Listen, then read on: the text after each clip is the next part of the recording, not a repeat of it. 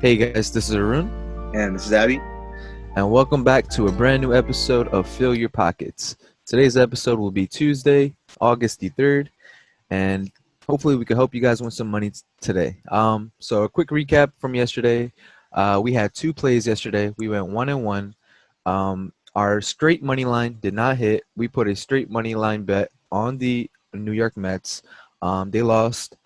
They should have won that game against the Miami Marlins, but hey, this is baseball. This is sports. They lost. Um, but if you did put money on our parlay, you did win that. I think if you got both of the Giants and Brewers, they were sitting at plus 166 odds for the parlay. So the money line was not worth it. The parlay hit yesterday. We're 1 for 1. For the season, I believe we're 7-5, so we're still positive. And hopefully today we could. Our goal every day is to get a clean sweep, and we have yet to achieve that. But today, I don't know. I have a good feeling about today, Abhishek. So, if you want to quickly recap these games from yesterday, Abhishek. No problem. Arun hit the nail right there. 7-5. Been Seven and over a little five. bit over a week. Not a bad start. Nothing to dance about, but nothing to be sad about either. Mm-hmm. Got a long way to go here. This is just the beginning. Yesterday, Mets Marlins. That game was over basically in the first inning. Gave up 4 runs, and the rookie. That was the first time the Mets starter Miguel he struggled. That was the first game of his MLB career where it struggled, and it happened against one of the worst offensive teams in baseball. It was, I guess.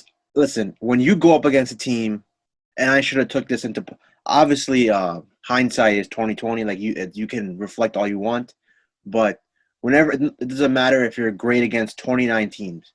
When you play that 30th team, um, and you've never faced him before, that's the thing. You're facing someone you've never faced before. It goes both ways for the batters and for the pitcher. That's exactly what happened. The Mets, hey, give them credit. They came back. It was 3-4 after I think the fourth inning.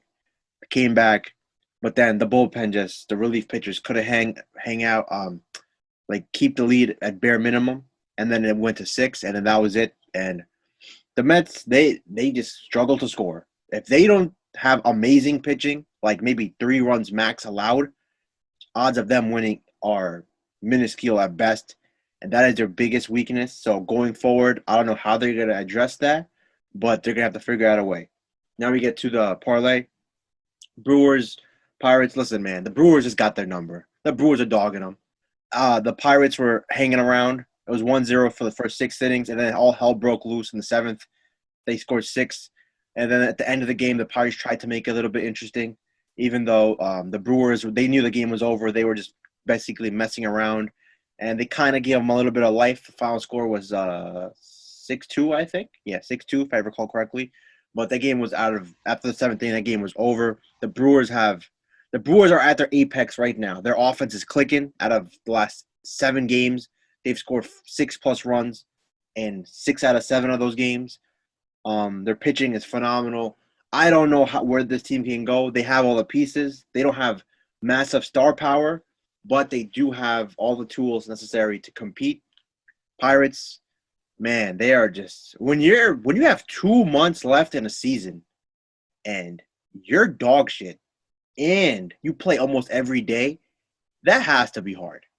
So for the Pirates, like for players like Brian Reynolds, who is by far their best player now, man, when he looks around and sees, yo, man, I'm really just here to do what? Like, because we suck. And obviously they're professionals. They get paid. This is their jobs. That's how they have to look at it. But, man, it's tough in Pittsburgh right now. And the Milwaukee Brewers, that was easy in my opinion, and that's what happened. Now we get to um, the final game of the parlay, final game of the night, actually, Arizona versus the Giants. This game was close for no damn reason.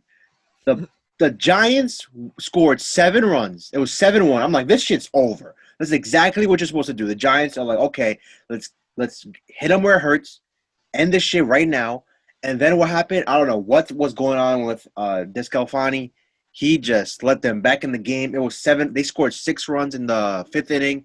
Then they allowed the Diamondbacks to score 4. It's 7-5. We have a game again. Then it got to 8-5. Then it got to 8-8. I was like, yo, this is ridiculous. Like, this game should not even be even close to this 8-8 going into the ninth inning. Then went to overtime.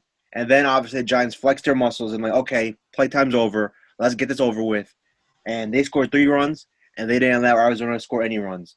And the better team showed why they're the better team, and they prevailed.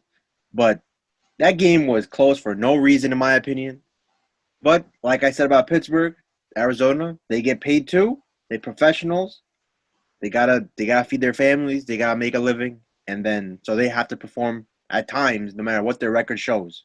But at the end of the day, we good to go because we hit the parlay plus money, Yep. plus 116 odds, if I'm not mistaken. And, 166. Yep. and that's listen. As long as you're making money, as long as you're not losing money, I think you can live with that.